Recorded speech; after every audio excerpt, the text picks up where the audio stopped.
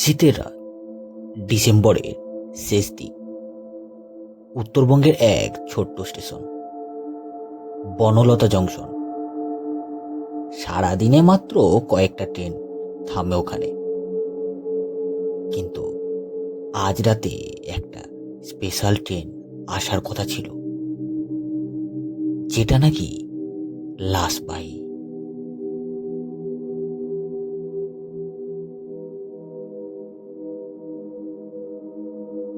পুরনো কোচগুলোতে শহরের মর্গ থেকে ডেড বডি পাঠানো হয় দূরের জেলাগুলোই, আর সেই ট্রেনের গার্ড হিসেবে দায়িত্ব পড়েছে অজিত সরকারের ওপর।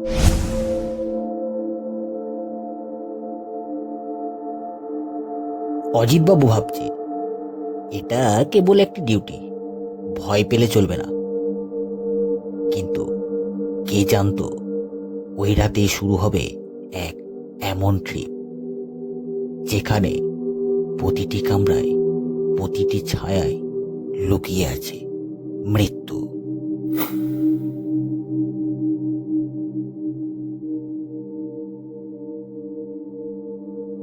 রাত 11টা। অজিতবাবু স্টেশন অফিসে বসে আছেন, তার হাতে গরম এক কাপ চা।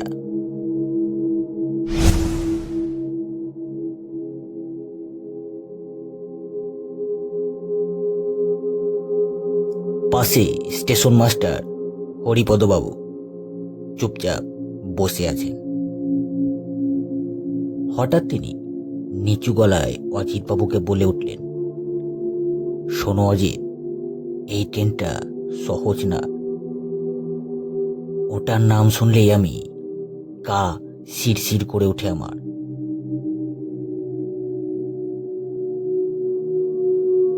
অজিতবাবু হেসে বললেন, আপনারা পুরনো লোক তো, তাই ভয় পেয়ে যান। হরিপদবাবু মুখ নামিয়ে বললেন, 3 বছর আগে এই ট্রেনে এক গার্ড নিখোঁজ হয়ে গিয়েছিল। সকালে শুধু হুইলসেলটা বাজতে দেখা যায়, মানুষটাকে আর কোথাও পাওয়া যায়নি। অদ্ভুতভাবে নিখোঁজ হয়ে গেছিল।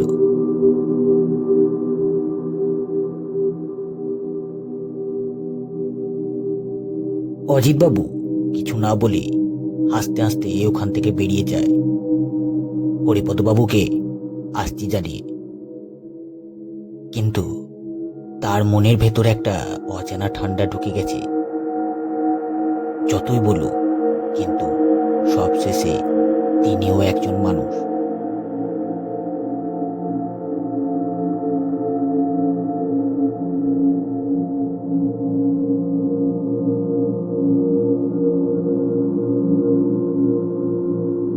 যাই হয়ে যাক, ডিউটি যখন পড়েছে তখন তো ডিউটি পালন করতেই হবে। তিনি হাঁটতে হাঁটতে গেলেন 3 নম্বর প্ল্যাটফর্মে। ওখানে গিয়ে একটি ফাঁকা চেয়ারে বসলেন তিনি।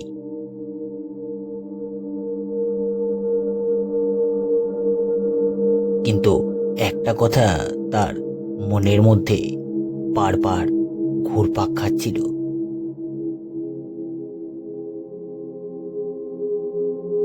হরিপদবাবু সেই সাবধান করার কথাটা।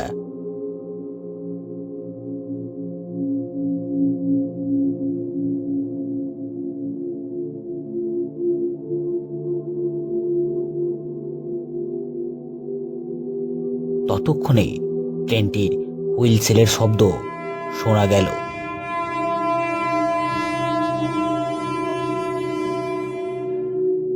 সেই ট্রেনের হুইলসেলটা শুনে অজিতবাবুর বুকের ভেতরটা কেমন যেন হার্টবিট দ্রুত হয়ে যায়।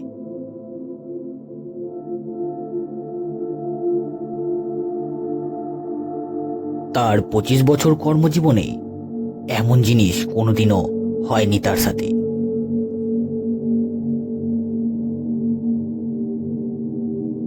কিন্তু আজকের দিনটা তার জন্য একটু আলাদাই ছিল।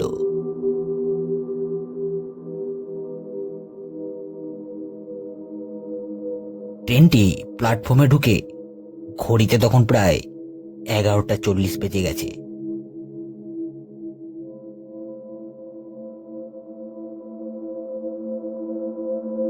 অজিতবাবু তৎক্ষণাৎ আর দেরি না করে তার কাঁধের ব্যাগটি নিয়ে উঠে পড়লেন শয্যা ট্রেনটাতে।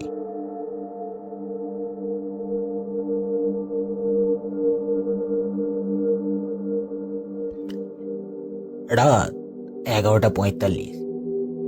বনলতা জংশন পেরিয়ে ট্রেনটা ধীরে ধীরে উত্তরমুখী। বগিগুলোর মধ্যে কোনো আলোই ছিল না, শুধু শেষের দিকে গার্ড রুমে ছোট্ট একটা ল্যাম্প জ্বলছে। কামরাগুলো লক করা, কিন্তু মনে হচ্ছে যেন মাঝে মাঝে কেউ ভেতর থেকে দরজা নাড়ায়।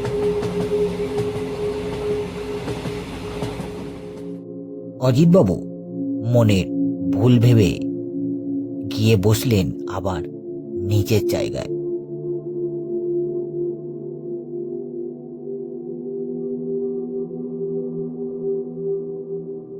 খবরের কাগজটি নিয়ে তিনি আলতো মনে পড়তে লাগলেন।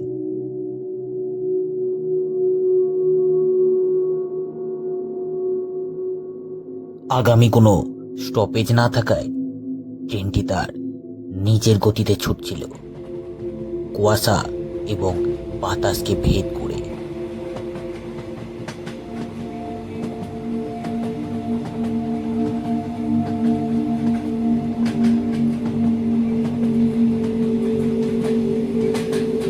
ঘড়িতে বাজে প্রায় 1টা। ট্রেন তার গন্তব্যের প্রায় 30 ভাগ রাস্তা পেরিয়ে আছে।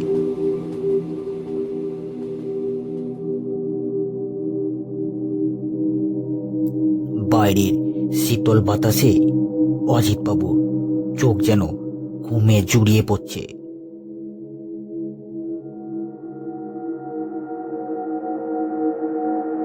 তিনি কাগজটা মাথার গোড়ায় রেখে সাইডে একটু হেলান দিয়ে শুলেন।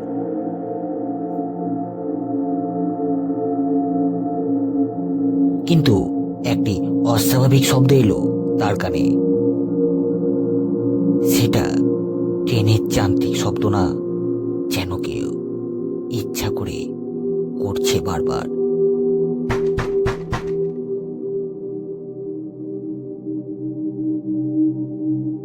অজিতবাবু তৎক্ষণাৎ টর্চ নিয়ে বেরিয়ে আসে।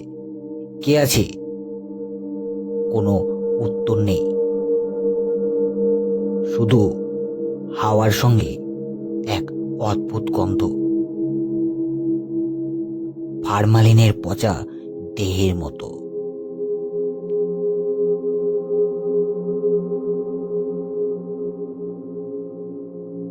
তিনি ট্রেনের ভেতরের দরজা দিয়ে একটার পর একটা কামরা পার হয়ে একদম শেষের দিকের বগিতে পৌঁছে যান। হঠাৎ টর্চের আলোয় দেখে একটি কামরার একটা দরজা একটু খোলা রয়েছে। তিনি সাহস করে ভেতরে তাকিয়ে দেখেন সাদা কাপড়ে মোড়া একাধিক দেহ যেন কারো দিকে তাকিয়ে আছে।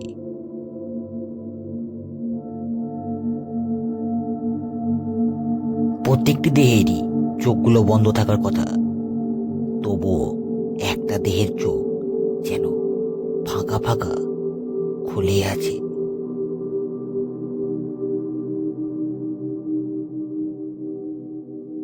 অজিতবাবু চমকে পেছনে যায়, দরজা বন্ধ করে দেয় তার রুমে। তার বুকের ভেতরটা ধুক ধুক শুরু করে। তিনি দ্রুত গতিতে নিচের কেবিনে ফিরে দরজা আটকে দেয় এবং সেখানেই বসে থাকতে থাকতেও তার যেন সেই খোলা চোখের বডিটা বারবার তার চোখে ভেসে আসছে।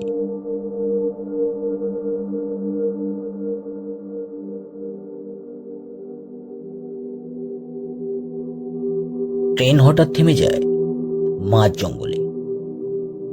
কোনো স্টেশন নেই, আলো নেই, ওয়াকি টকিতে কোনো উত্তর পাওয়া যাচ্ছে না। অজিতবাবু জানালার বাইরে তাকিয়ে দেখেন হালকা কুয়াশায় দাঁড়িয়ে আছে কেউ রেল লাইনের সামনে।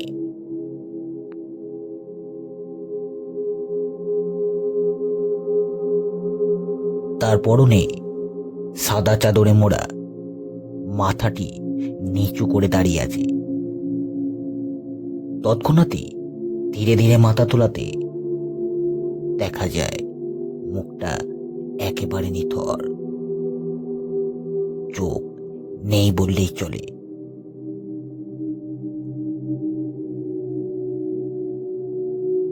এমন বিভৎস দৃশ্য দেখে অজিতবাবু দরজা বন্ধ করে দেয়। তারপরও যেন ঘরের বাতাস একবারে জমে গেছে।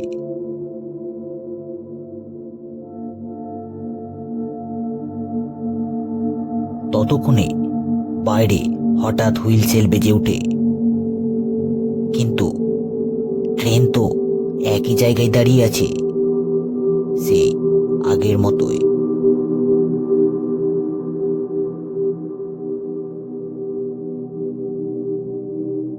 ওয়াকিটকি থেকে একটা হালকা ক্র্যাকস আওয়াজ আসে। গার্ড অজিত, আপনি শুনতে পাচ্ছেন? ওরা এখনো ট্রেনে আছে। কিন্তু সেটার ভয়ে স্টেশন মাস্টারের না, এক মহিলার কণ্ঠ।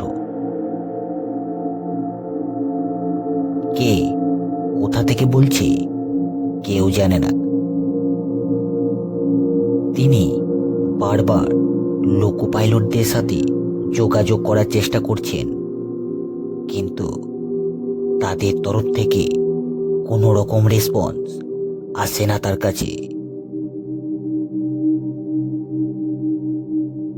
ট্রেনের জানলা দিয়ে তাদের দেখারও চেষ্টা করে তিনি, কিন্তু কারো দেখা মেলে না।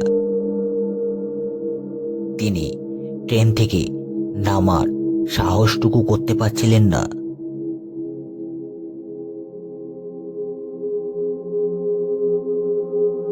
অজিতবাবু দরজার বাইরে শব্দ শুনতে পায়, কেউ যেন হাঁটছে কামরার ছাদে।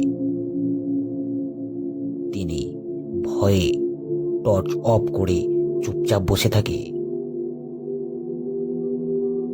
কিছুক্ষণ পরে ছাদের উপর থেকে একটা ভারী শব্দ, যেন কেউ আঁচড় মারছে ছাদটির উপরে। সে দরজা খুলে দেখে কিছু নেই, কিন্তু কামরার দরজায় বড় বড় আঁচড়ের দাগ।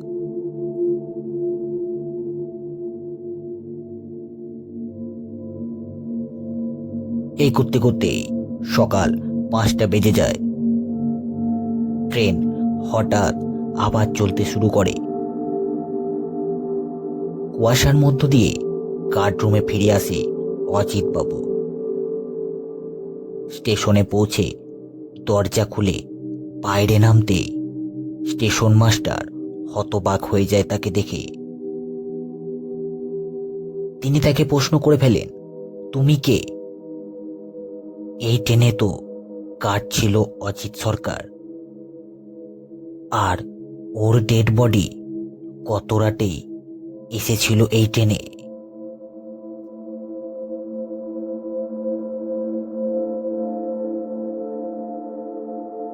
পরদিন সংবাদপত্রে খবর, লাশবাহী ট্রেনের ভেতরে অজানা গার্ডের উপস্থিতি। সিসিটিভিতে দেখা গিয়েছে ছায়ামূর্তি।